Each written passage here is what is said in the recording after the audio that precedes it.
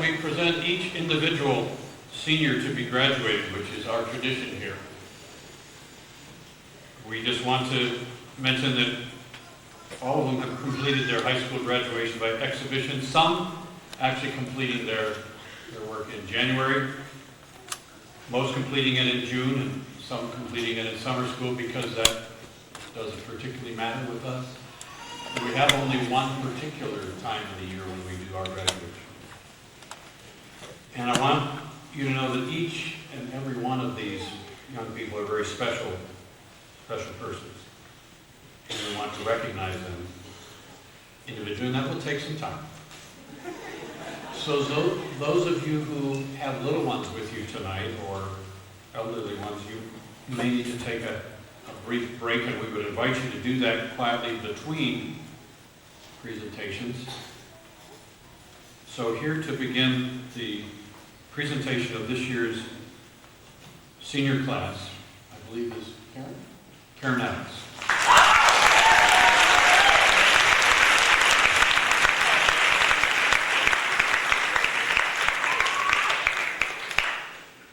Good evening. Our first graduate for the year 2004 is Bree Johnson.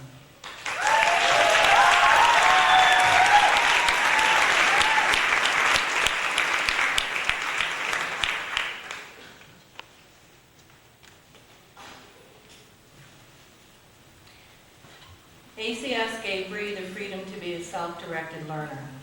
She knows how to make education happen. Bree was a pioneer at the Montessori School. She was among the first group of students to develop and attend the Montessori Middle School. During her senior meeting, Bree shared her work in English, the arts, and community studies as measures of her growth in high school. In reviewing comments her teachers have written regarding her work, several themes emerge. Bree often goes beyond expectations in her assignments. She speaks not to hear her own voice, but shares ideas that will move a discussion forward, and she asks for and incorporates feedback on her work. Bree brings integrity to all she does. To Bree, the blank page is an open invitation to write, to draw, and to print images. The 3 projects she has on display tonight exemplify her creativity.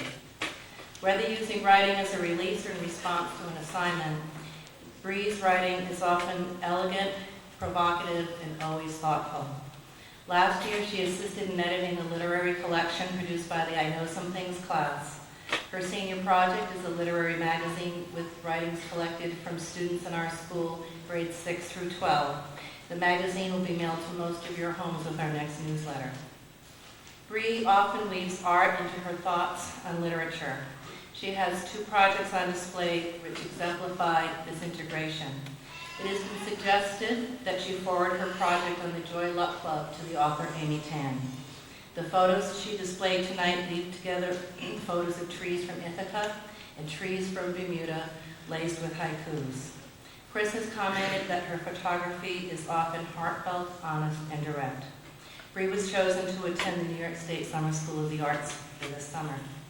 John commented that Bree has grown not only as a writer and thinker, but as a citizen both in and out of school. She helped out at the SPCA, Kendall. She sewed quilts for the AIDS Baby Quilt Project. She assisted at the Tompkins County Museum, worked at the Earth Arts Camp, where she met the challenges of teaching 6 through 12-year-olds. John continued his comments on Bree's community service by stating, Bree does not strive to be flashy or rack up points for her resume. Instead, she methodically and humbly helps others. This same kind of decency is clear in her daily interactions in our school community. She is always ready to help out and unfailingly treat staff and students with respect. Upon accepting Bree into their college, Bennington offered her a significant scholarship for her community service work, but she has other plans. Bree is pulled by nature, health, and learning. This summer, she will study the art of flower essence and healing, and using flower essence and healing with a master teacher in the Adirondacks. Beginning in January, she will train at the Finger Lakes School of Massage, and this is what this kid does on her year off. She plans to attend Hampshire College beginning fall 2005, where she will have a lot of choices in the curriculum and continue her love of the land. Congratulations.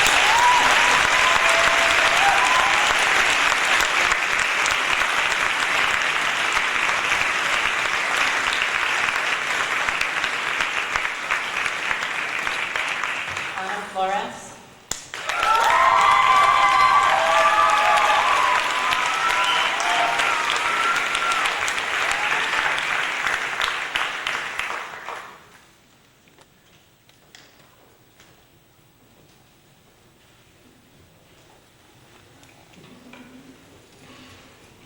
Anna believes in the power of education.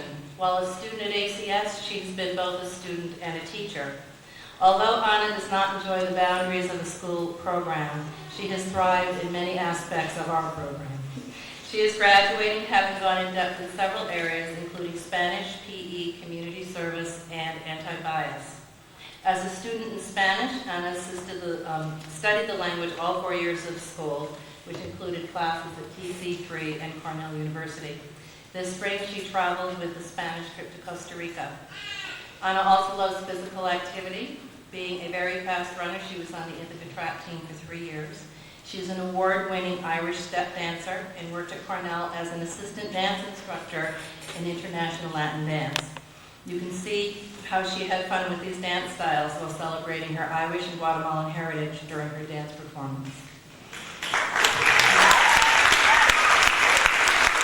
When summarizing her activities for an in-depth concentration in community service, Anna commented, "Getting credit for serving the community makes community service even more fun." One of her favorite community service activities was doing Irish step dancing at nursing homes on St. Patrick's Day. In addition, she offered a workshop on religion and faith in New York City. She was a guest speaker for the Ithaca Rape Crisis Center addressing AIDS awareness, a teen speaker on Martin Luther King Day at GIAC, and a guest on Talk of the Nation, NPR, discussing the role of U.S. Navy in Vieques. Although Anna's education does not fit neatly in the boundaries of school curriculum, the actions she has taken are profound models of ACS curriculum goals for persuasion, taking a stand in social justice. On December 12, 2002, Anna, along with friends and relatives, organized and participated in a silent, nonviolent walk against the U.S. military invasion of Iraq. They were joined by over 300 community members. She participated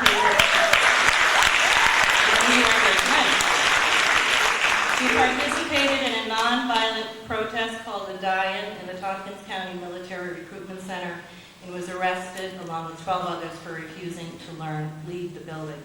I'll read part of her statement that she issued following her action. Okay? Is that okay? I am 16 years old and I'm the youngest of 4. I have 3 older brothers, 2 who registered for selective service, and 1 who has not yet fallen into the trap of the military institution. I did this action for my brothers. I am currently a junior at Ithaca's Alternative Community School and have many friends that are my age and older. I know that they could also be lured into the military, only because they are told that the military will pay for their education and instead be forced to fight in a war that is full of lies and deception. I did this action for them.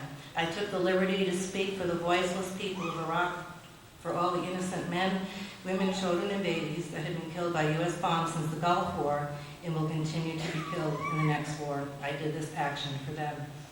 At her trial, she and 3 co-defendants, her cousins, represented themselves in court with the assistance of an attorney. I was stunned by her apt use of courtroom protocol to present her case.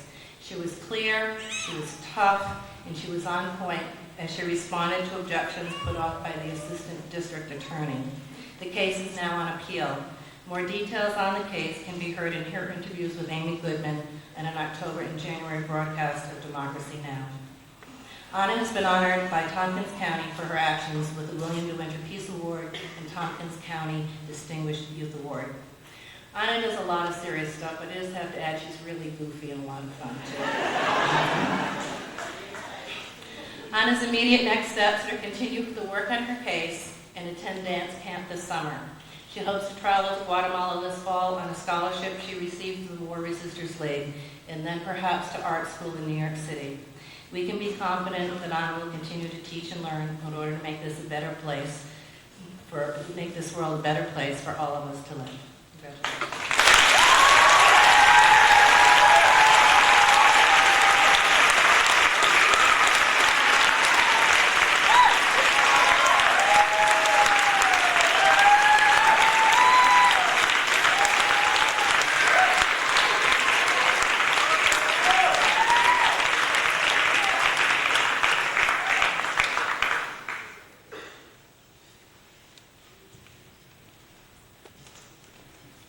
Eli?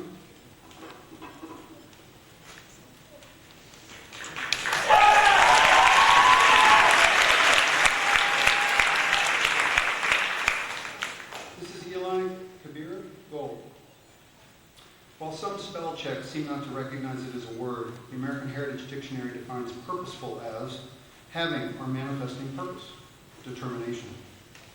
If you were to have a candid conversation with this young man about his future, you might hear between the lines a genuine concern for not getting stuck in life. Eli perceives himself to be a person who needs external nudging in order to get involved and grow. And looking back over his 7 years at ACS, this seems far from true. Eli is purposeful. He does stuff for a reason. As much as any student, in his quiet, unassuming way, Eli is an architect of himself, thoughtfully and purposefully, putting himself into situations which yield growth where he senses the need. Public speaking was something of a nemesis for Eli in the past, so of course he signed up for facing history. Anybody with half a brain knows that you can't complete this course without lengthy public speaking in both the Middle East debates and the final presentation. Chris Sperry had this to say about Eli's involvement. Eli began this course with a serious fear of public speaking, which he pushed himself to overcome. His 15-minute presentation on Shintoism was terrific. He scored at the top of nearly all 10 assessment categories. He was organized, clear, thorough, and showed internalized understanding of the material. By the way, I didn't see anybody making Eli sign up for this course. He just decided to do it. Where's the nudging? Eli knows that while he has an excellent command of the language, his writing could be more powerful. So he signed up for a course that actively targeted these skills. His reflection on English seminar. I think the most important thing this class has done for me is keep me writing. I do not enjoy writing, so a constant flow of writing assignments is possibly the only way for me to actually improve my writing skills. It sounds pretty purposeful to me. This year, Eli supplemented his writing experiences at ACS with a course at TC3. Eli saw the ecological benefit associated with the reuse of resources and so started and organized a composting committee at ACS. He also took over the process of producing hydroponic lettuce for the cafe throughout the past year. As Eli's family group leader, his freshman year, I remember a conference where he voiced concern that he had no physical education built into his schedule. Beyond an awareness of requirements, Eli seemed to genuinely appreciate the importance of having some regular physical activity in one's life. After some discussion, he decided to start walking the 6 miles to school. Now he's spending 6 to 8 hours a week at the Linset climbing wall at Cornell. At the heart of the phys ed program that Mac Knight has designed at ACS is the goal of helping students become responsible for their own ongoing physical health after they leave the structured nudging of public school behind. Eli seems already to be holding the reins. Eli has recognized that he can be a bit shy in unfamiliar social situations. So he signed up for the community service class, where he was required to put in a minimum of 100 hours of service in bunches of locations with lots of people he'd never met. This course culminated with a trip to the Akwesasne Freedom School, where people from genuinely different cultures spent a week sharing and working together. It was this experience that Eli chose to put at the top of his list when he recently reflected back on his high school experiences. He referred to it as awesome and said he most appreciated the shift of responsibility that took place as these service relationships were established. Next year, what would be his senior year, Eli has plans for extending himself still further in the realm of social and cultural interaction. As a member of the American Field Service Program, he'll be leaving in August for the Czech Republic, where he'll spend the next year living with a Czech family and attending a local school. After this, there are plans for attending college, probably near some excellent technical climbing site. Eli, just as you have taught yourself as an artist to mold a lump of clay into a fine piece of pottery, so you have been the guiding force behind your own development as a thoughtful, capable young man. You are one of the most purposeful people I know and are clearly ready for this step. Believe in yourself. We'll miss you. Stay in touch.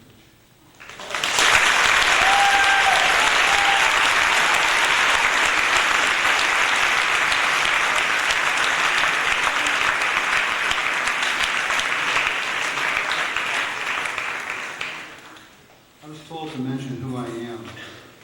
I'm Dan Burley.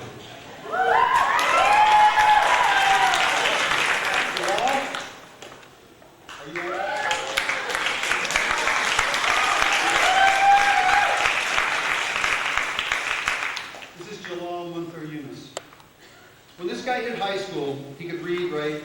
to play soccer with the best of them.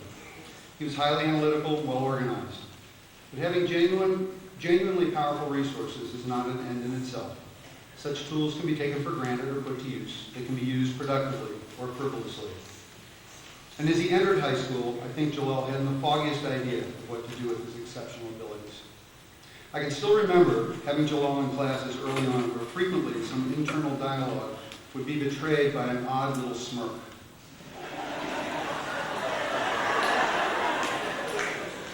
I think this was Joel observing the world from afar and trying to categorize it, figure out his own take on things.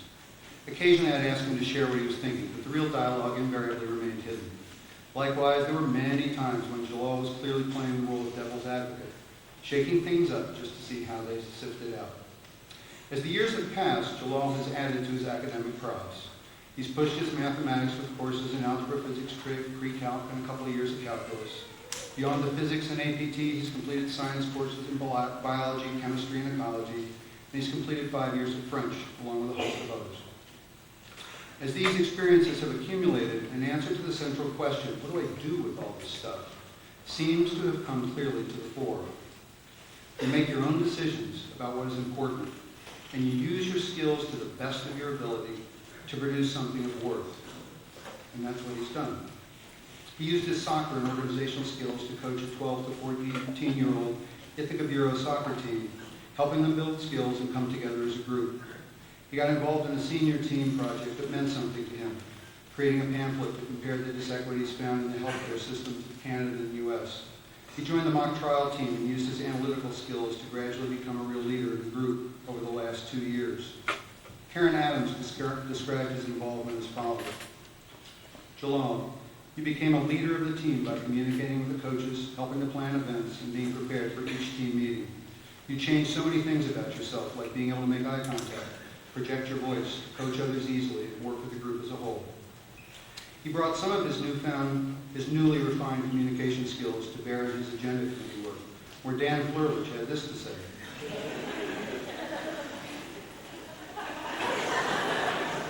Leading school meetings well is an exceptionally difficult task. One must be fully informed regarding the current items under discussion, well-versed in procedure, flexible and able to think on one's feet, patient and even humorous.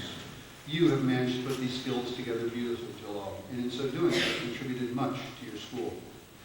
Members of this year's Letchworth Whitewater rafting trip were told on the day that they stood before the somewhat rain-swollen Genesee River that one of their group members would be needed to steer one of the rafts. Joel was willing to take on both the responsibility of guiding one of the boats, as well as accept the numerous ensuing group comments that made friendly fun of his efforts. At Joel's senior graduation meeting, he said that he felt comfortable reflecting on just about any of his high school involvements. This is because they'd all become relevant. Far from the apathy some students feel during their final year of high school, Joel clearly felt connected and very much involved. Recently, during a discussion with a colleague, we were sharing some impressions of Joel and his progression through high school. As we reminisced, we both suddenly stopped and looked at each other and said, at the same time, he's just coming into his own. It's the intertwining of knowledge, skill, and genuine purpose that is currently blossoming in this young man, and the timing couldn't be better. Next year, Joel will be attending Grinnell College in Iowa. You have a powerful array of tools, Joel, and you clearly know what it means to use them thoughtfully. Enjoy.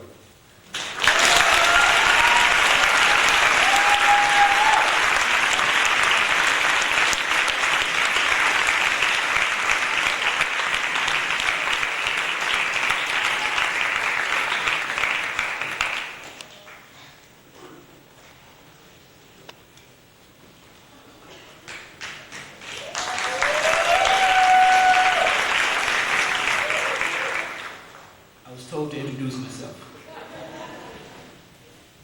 After the dance speech, I don't know whether I want to or not. I'm the person who designed those treacherous wellness plans that the seniors have to go through. But my name is Matt Knight, and I like to call Vicki.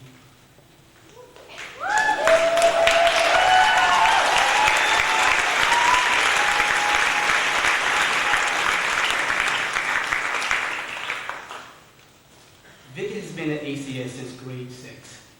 During those years, she has grown to be a proud young lady with great dedication to helping others to have similar opportunities of success.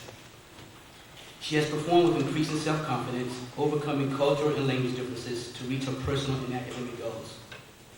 Her Cambodian pride, sense of cultural identity, and devoted family ties has been a main support toward facing her many challenges. In addition to being all smiles, Vicky is an independent learner with quick intelligence, excellent organization skills, and extremely hard worker who likes having her own way. Excuse me, I meant making her own way.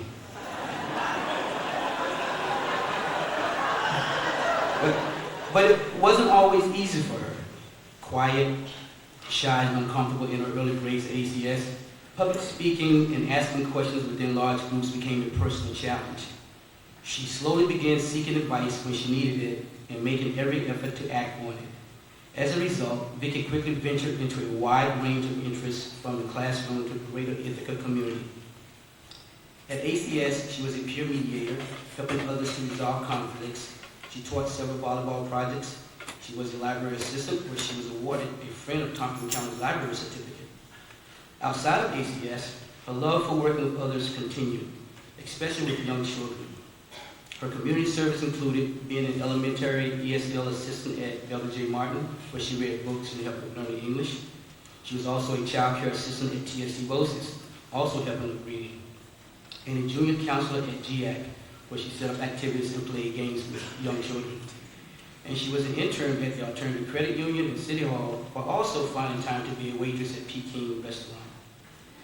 As you can see, Vicky is a well-rounded student who has personalized her learning through lots of hard work. In a quiet, shy way, she has respectfully and willingly shared her successes with others while embracing the roots of her Cambodian identity. Her in-depth subject was social studies, where she was fascinated with learning about different cultures. It is no mystery that her senior project is a photography of Cambodian culture. Her career plans are to go into the business world, combining her math and culture knowledge to own a Cambodian restaurant, store, or laundry. In order to do this, she will join her sister Polly at SUNY Oswego next year, pursuing a degree in business. Vicky, you're no longer that quiet, reserved 14-year-old, but a mature, articulate, accomplished young woman. Thank you for the opportunity to graduate you and the many gifts you leave us at ACS, especially your smile. Congratulations and good luck.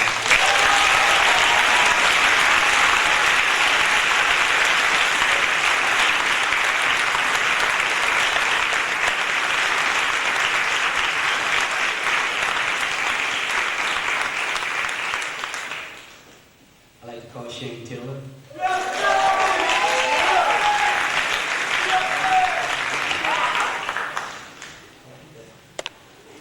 Shane's been an ACS student since the 6th grade, the second of 3 siblings. During that time, he's grown in leaps and bounds as a person, student, athlete, and a special friend, also taller. From that day, when I met him, I knew we had something in common. He enrolled in every single class I taught. During the years, we grew closer, starting our mornings with sports updates and talks. If you don't know, talking sports with Shane is like having a cup of coffee to jumpstart your day. Although his athletic skills were not polished at the time, his qualities of a hard worker, quick learner led to many successes as he persevered academically and through social challenges. On a serious note, Shane has maximized every opportunity to learn something new about himself and others. He credits Sue Marsh for making learning fun and easy. Consequently, his approach to life and learning is best reflected in his spirit of using effort, enthusiasm, and encouragement. A little bit about his efforts. It was demonstrated in his ability to overcome challenges in science, where he attended the Pioneer Conference in California. His awareness of environmental issues influenced him to take classes in ecology, become a member of the Eco Action Committee, assist with ACS compost system, and assist Dan for large and building a wind system solar project. His enthusiasm. Shane has a passion for sports. In addition to signing up for every sports trip, spring trips such as the Delaware, rock climbing, Sports Mania, Wilderness Adventures, and so forth and so forth. He's participated in 3 main sports.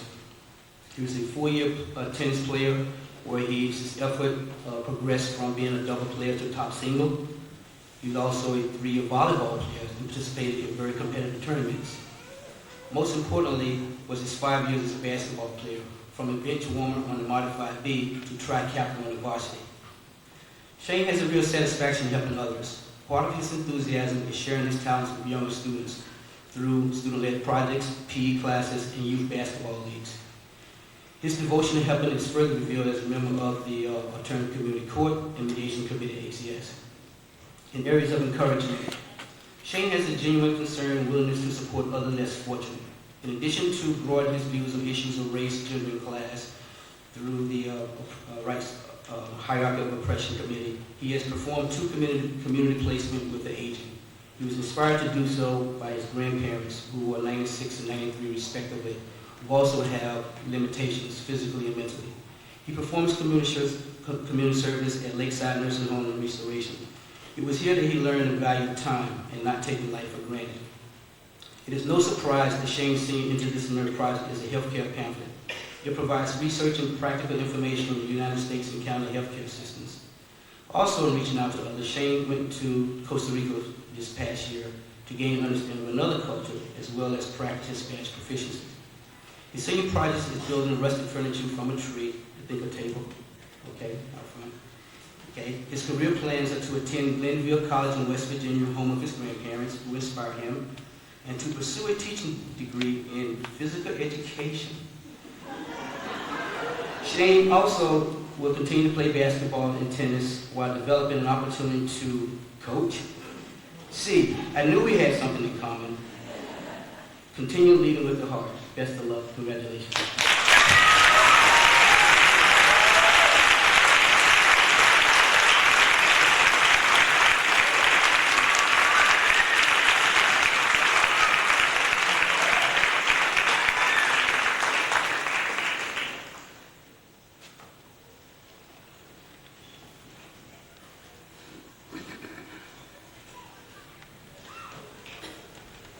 Hi, I'm Rebecca Godin, and this is a Celtic knot from the Book of Kells.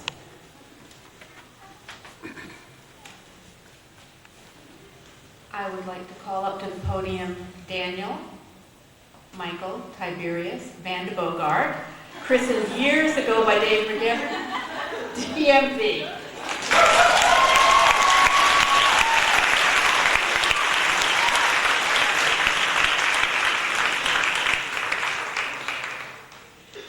Celtic knot and all of the complexity, difficulty, and beauty contained therein.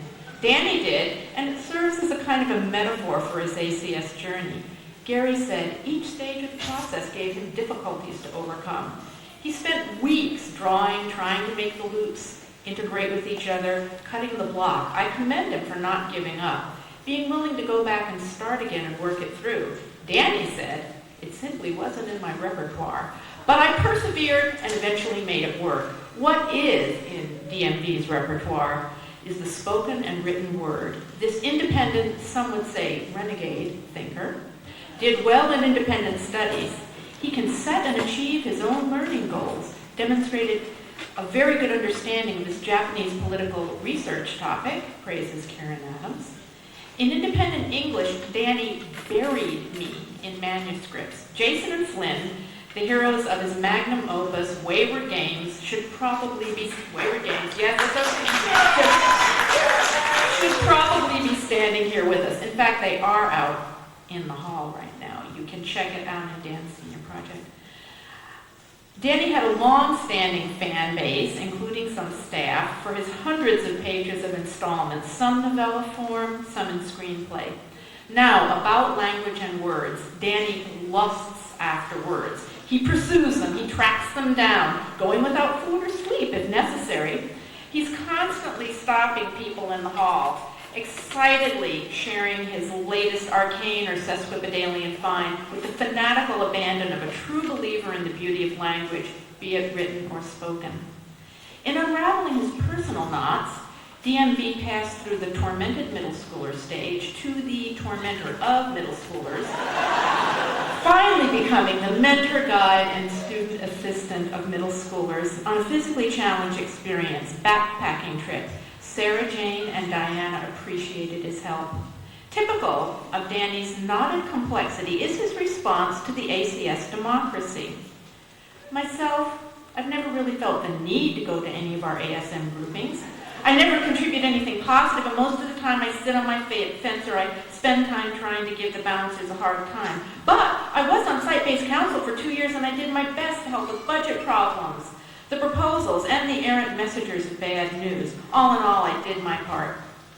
His career exploration and community service intertwine more of his talent loops. The Computer All-Stars coordinator observed that Daniel stays calm and focused and helps other students stay on task.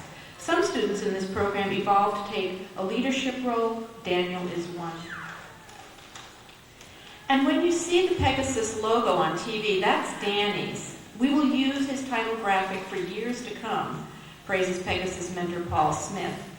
Daniel combined his interlocking design of interests in culture studies, writing, graphics, and humor in his senior project, the cartoon zine out in the hall, Zero.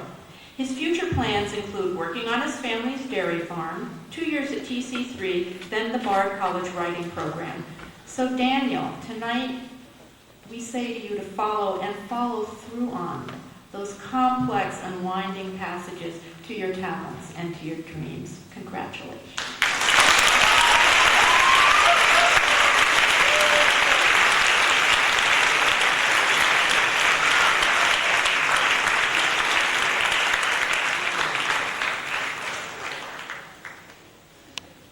Esther LaSleep.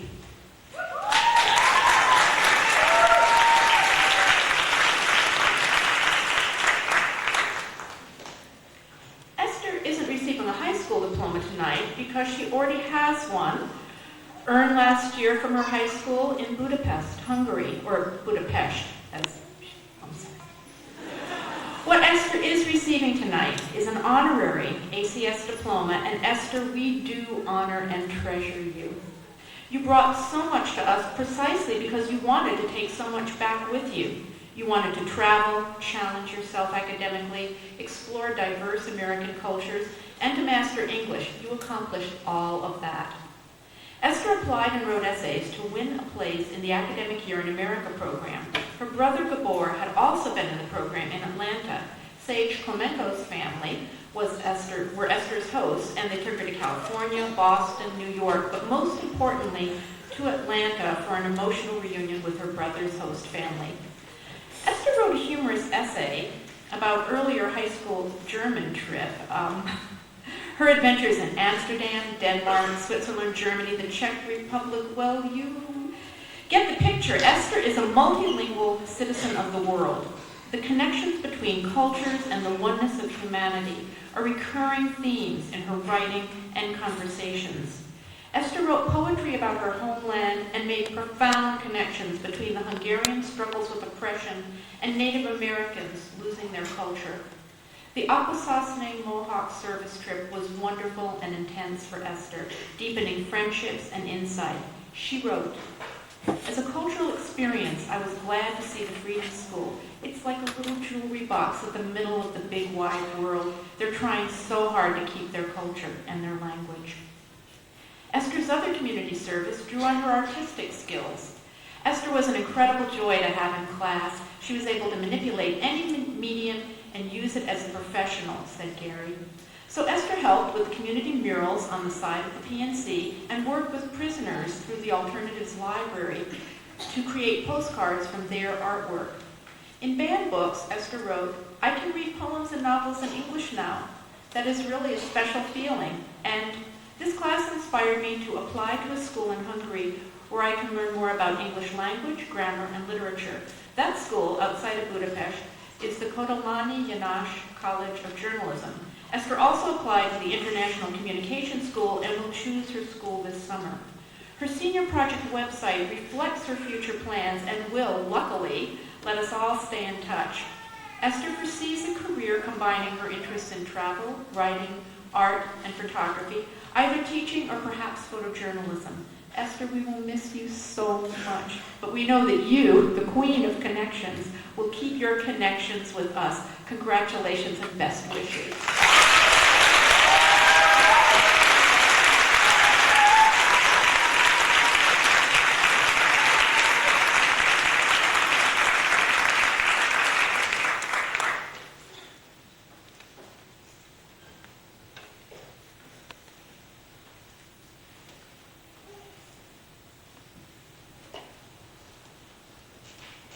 John Raymond, and I'd like to call to the podium Mel Sheffield.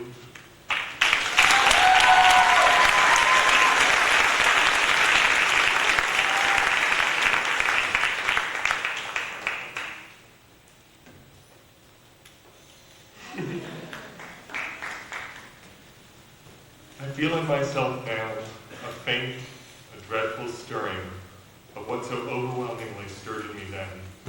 Great thirsty heat and trembling, and tenderness so painful I thought my heart would burst.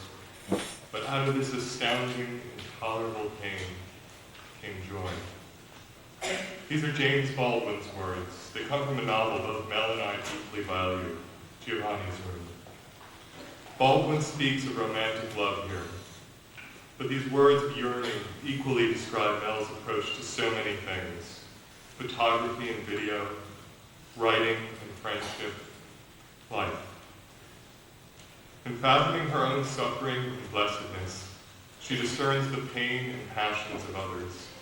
And in her art and writing, Mel sheds light on this pain and the accompanying joy. Mel, I think you would agree with Baldwin when he reflects that the questions which one asks oneself begin, at least, to illuminate the world and become one's key to the experience of others.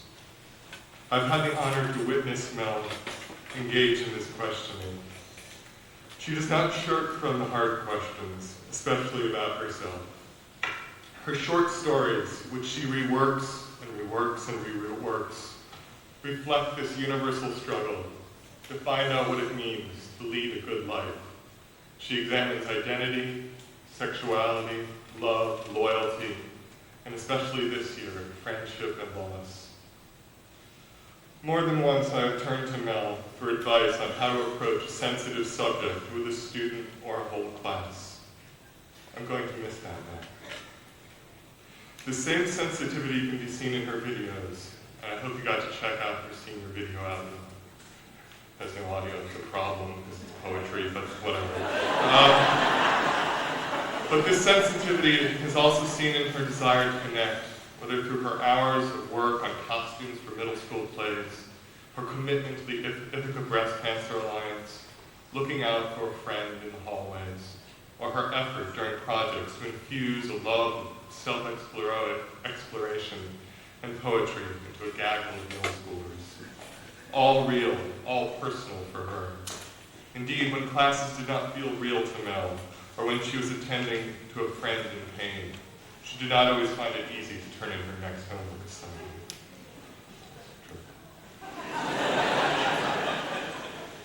But I don't want to leave you with the impression of Mel as a morose, angsty artist. Well, she's that. But she's much more.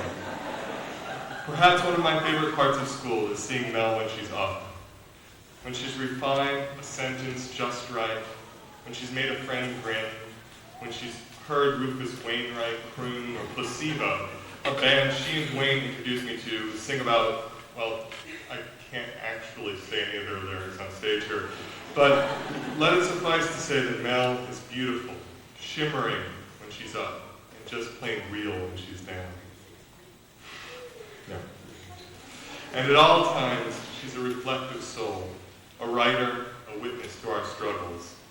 Like Baldwin, she takes her own failures and struggles, and she's had her share, as a starting point, and from there finds, to once again quote Baldwin, the key to the experience of others. Her joy and pain, their joy and pain. Keep illuminating the world for us, God. I'm going to miss you.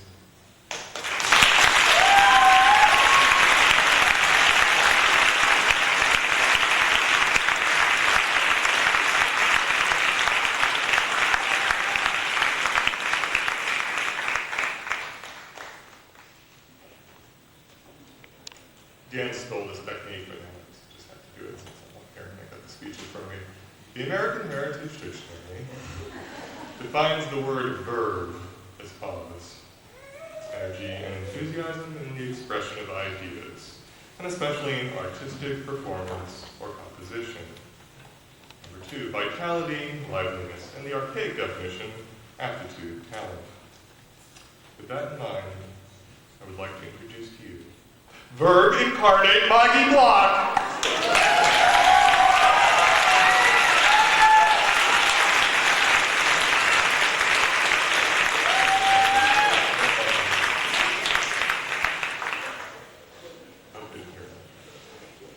Whether directing a play, bonding with middle schoolers, teaching ESL students at Bell Sherman, flirting with the world, attacking the system, or even just chatting with you in the hallway, Maggie lets you know that she's there.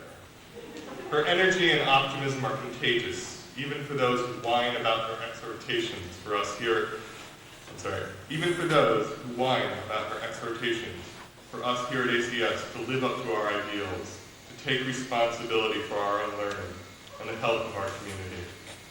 Maggie, you do not countenance slackers and posers. You challenged us in ASMs, you challenged us in your writing and acting. From your searing monologue about living with a learning disability, to the disquieting project on cutting that you shared in my English class. You also challenge us through your example.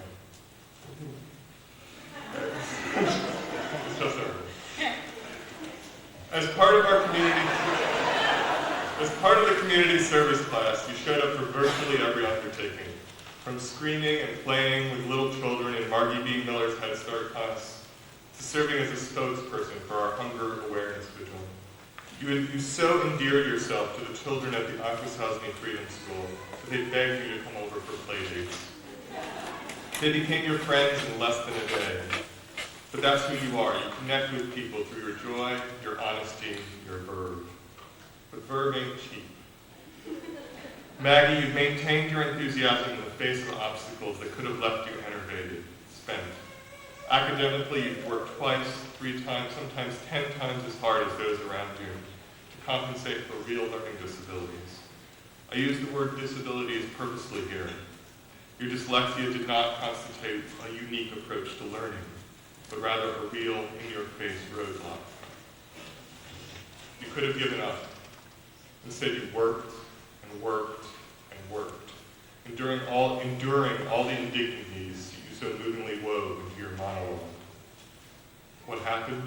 You showed them. You showed yourself. You became a writer, a thinker, a teacher in Diane's history course, a passionate playwright and director, already excelling in college classes and being accepted into the prestigious DePaul Theater School in Chicago.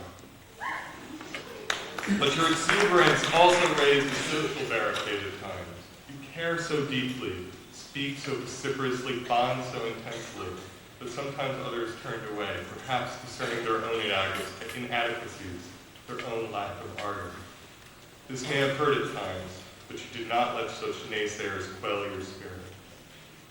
Maggie, you did. In addition to 1,000 other tasks I threw at you this year, I asked you to contact the singer and founder of Righteous Babe Records, Ani DeFranco, so our class could table for the Freedom School at her concert. You did so in less than 24 hours. So in honor of you and Ani and your verb, I will not sing, but I will quote some words that when I read them made me think of you. Excuse me. I'm tired of being so fierce. I'm tired of being so friendly. You don't have to be a supermodel to do the animal thing. You don't have to be a super genius to open your face and sing. And here I can't help but picture the cover of her brochure with her mouth is open wide. Ani goes on, somebody do something, anything soon. I know I can't be the only, whatever I am in the room. So why am I so lonely? Why am I so tired? I need company. I need backup. I need to be inspired. Lucky for us, Maggie, you are there to befriend us, to back us up, and most of all, to inspire us. You may be heading off to teach drama to kids this summer and then to Chicago and then Broadway and beyond, but your verb and voice will stay with us, Maggie. You'll stay with us. Hold on.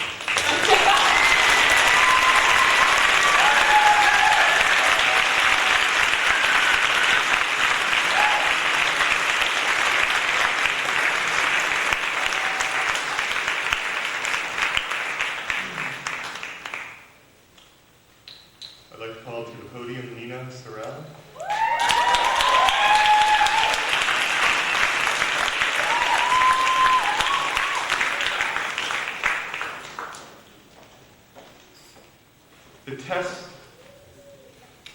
test of a first-rate intelligence is the ability to hold two opposed ideas in the mind at the same time and still retain the ability to function.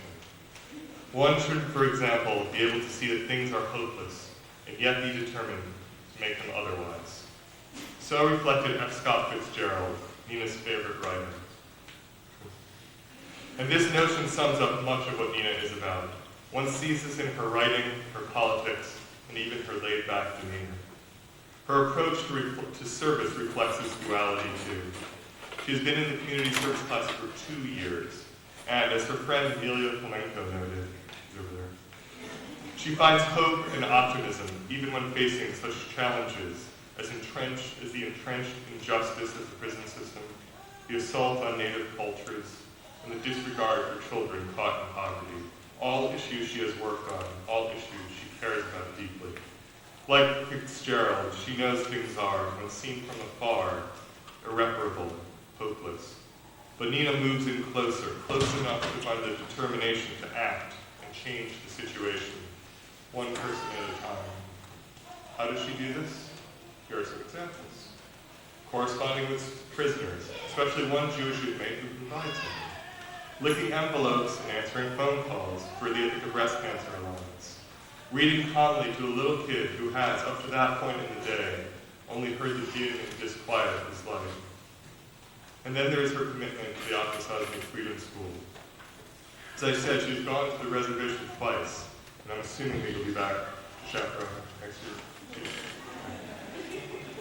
So perhaps my favorite memory from the trip, besides her finding her twin in the form of Esther, is of Nina and one Mohawk girl doing a comedy routine over and over and over, just laughing about it, over and over.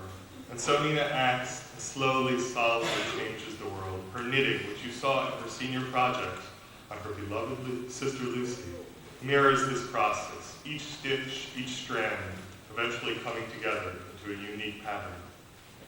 Yet like her namesake, her last name, George de Sorel, she has a revolutionary side too. She knows that ideas matter, that, to paraphrase Sorel, revolutionary myths sometimes create massive shifts in our world. And that too is part, and that in part is why she plans to study philosophy at SUNY New Paltz next year. But Nina will keep Fitzgerald's observation in mind, and while she's waiting for the revolution, she will continue to reach out to others in her mellow, daydreaming manner. She'll continue to maintain hope in a complex, dangerous world, much as Dr. Dave urged us to. Nina, I know we'll miss that distracted, distant look of yours, and the sincerity and the depth that lay behind it. You're something. Congratulations.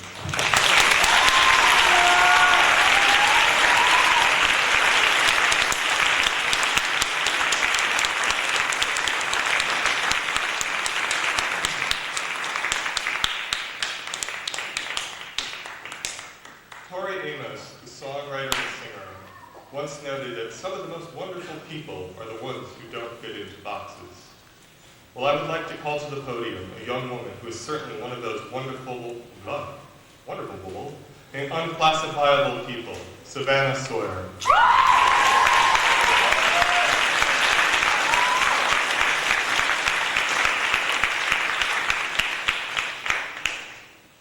You cannot pigeonhole Savannah.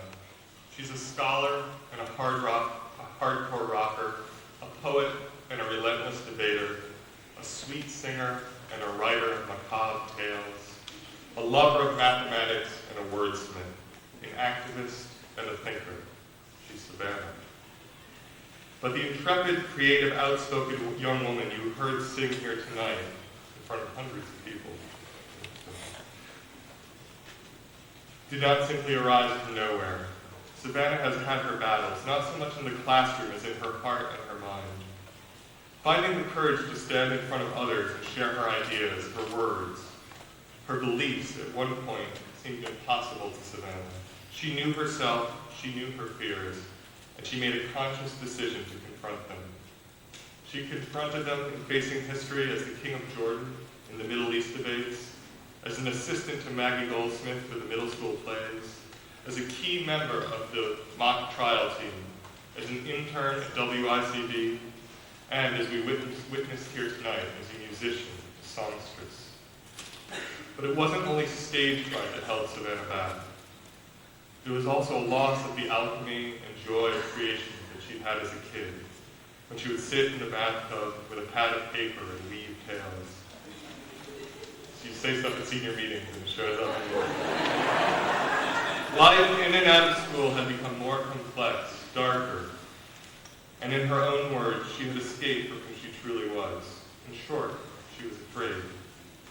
The poet and physician William Carlos Williams wrote, "Afraid lest she be caught up in a net of words, tripped up, bewildered, and so defeated, thrown aside.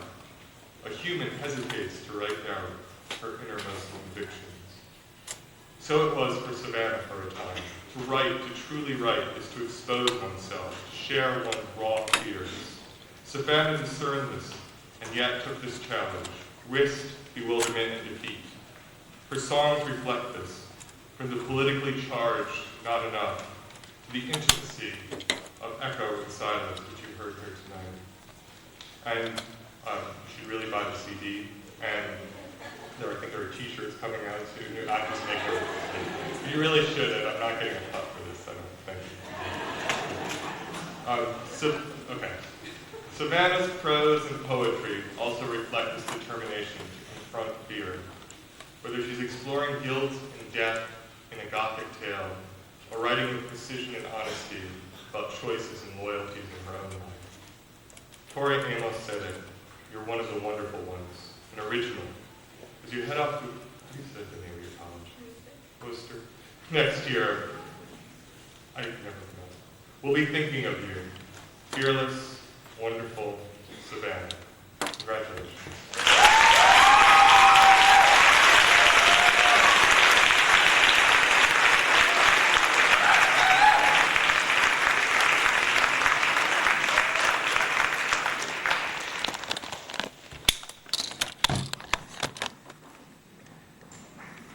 I'm Maggie Goldsmith.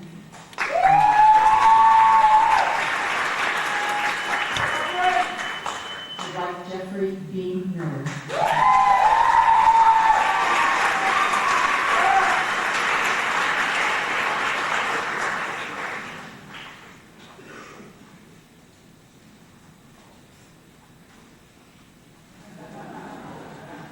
Jeffrey B. Miller said in his graduation by exhibition essay, as he was promoted from 8th grade 4 years ago, he had never guessed when he received his bright red toolbox. He never guessed how full that box would be now with his tools for learning. Jeffrey loves learning. Since his ecology course when he was in